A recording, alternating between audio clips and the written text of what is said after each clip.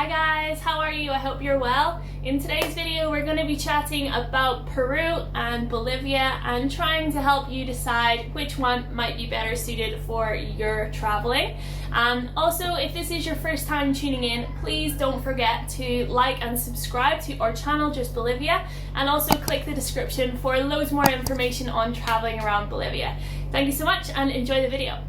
So guys, if you like ruins, then Peru is definitely a really good place to find these. Of course, the very famous Machu Picchu is there. However, there are loads more whenever you actually go to Peru. So if historical ruins are your thing, definitely Peru is a great option.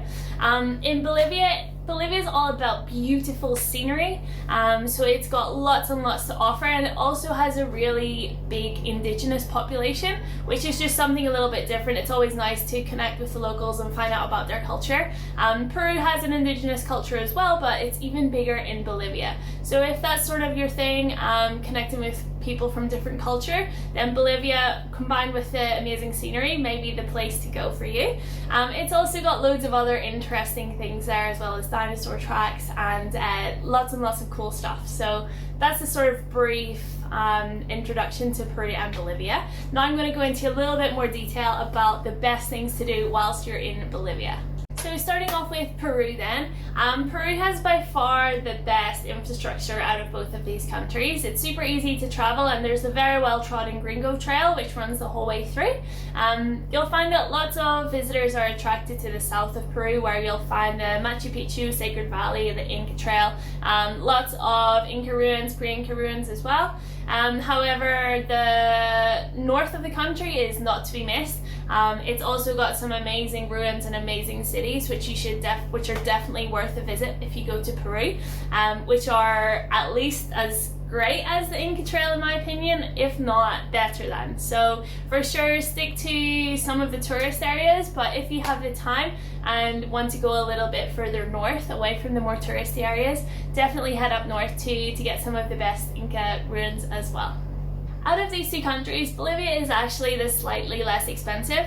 Don't get me wrong, Peru is still very cheap compared to most of our Western standards. However, you'll find that in Bolivia it's even more cheap, so your money goes a long way.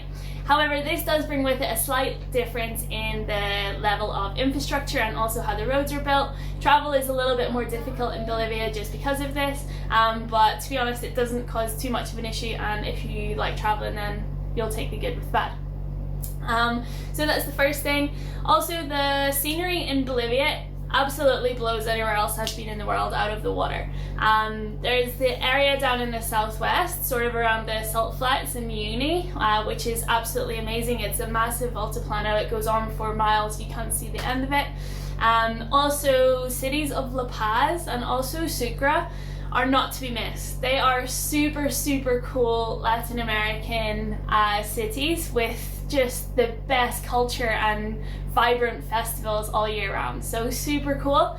There's also an amazing national park up in the north called the Mandiri National Park, which you can get beautiful unspoilt views of the Amazon Basin from, which some people might find, if they want to do something more Amazon or visit the jungle, then it might be a lot less expensive to do it from Bolivia than it would be to do it, say, from Peru. So added advantage, you can do the Amazon, amazing scenery pretty much everywhere, and awesome cities of La Paz and Sucre in Bolivia as well.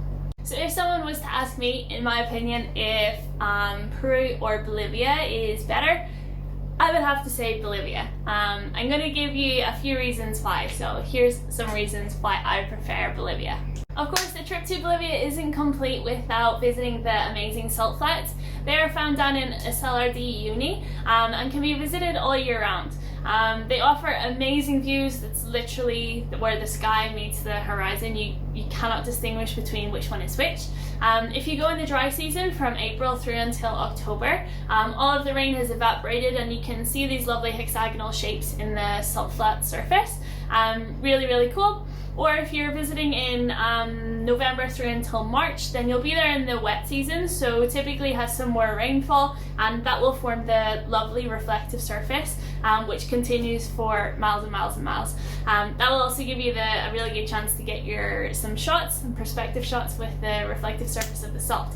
Around 10 billion tons of salt are here, which makes a big difference from the lake that was once there at the Mesolithic period. So yeah, super cool area, very unique to the world, and you'll probably not see anything like it. So whilst you're there, for sure head down to visit the Uyuni salt flats. You can also explore the Amazon Basin, which offers the most diverse ecosystem in the world. From sloths to squirrels, you can also swim with the pink river dolphins. You can stay in these amazing stilted houses, super laid back, lovely local culture, and also it's really easy to get to from any of the major cities. There's public transport routes which go direct to Roraima, which is sort of the main town where you have access to the basin. Super nice people, great way to chill out and connect to nature. So yeah, for sure I would definitely recommend a trip up north to the Amazon Basin. My next recommendation is to go hiking in the Andes. The Andes hold some of the most amazing peaks found anywhere in the world. It's also home to the highest peak in the southern hemisphere, making it one of the 7 summits. However, that might be a bit much for some of you. There are so many mountains to choose from, so there's definitely going to be one that has your name on it. A lot of outdoor hikers like to go here because they like to get above the 5,000, 6,000 meter mark. There's a really good one called the Huayana Potosi, which will give you that bragging right. It is a 6,000 meter peak, super cool, and it's also great because it's good for all fitness levels, so you don't really need to be a super experienced climber to be able to get to the top and see the amazing views.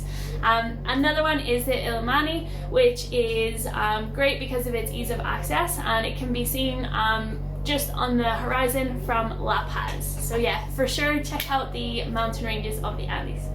So my next recommendation is to check out the wonderful Witches Market in La Paz. It's hidden in the back streets of the city, so go a bit off track and look out for it.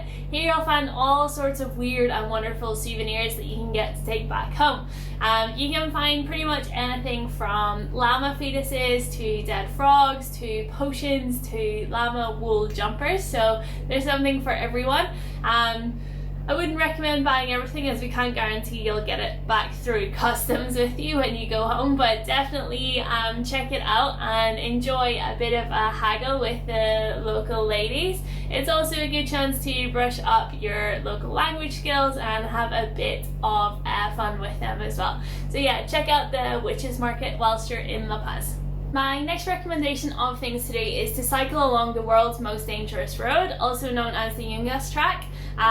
It is given the name World's Most Dangerous Road for a reason. As you are cycling down, there are like 3,000 foot cliffs down the side of the road, and it's a very narrow track, so it is quite dangerous.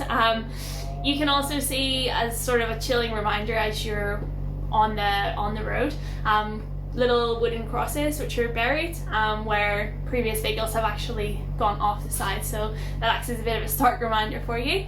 Nowadays the safety measures have been heightened, so there are barriers. You can get great equipment, great bicycles, full safety equipment, as well as a guide, so it does make things a lot safer for you.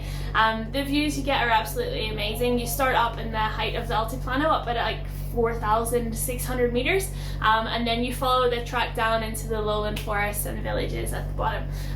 Really cool. You should definitely check it out if you are a bit of a thrill seeker. So guys, thank you so much for tuning into today's video about Bolivia and Peru. I hope that this has helped with your travel planning when you're going to Bolivia and you've gotten some useful tips from this video. Please don't forget to like and subscribe to our YouTube channel for loads more videos and information, and also if you have any questions or comments, please do comment on this video and we will get straight back to you. We love to hear what you have to say. So yeah, thank you guys so much for watching and take care wherever you are, and I'll see you next time.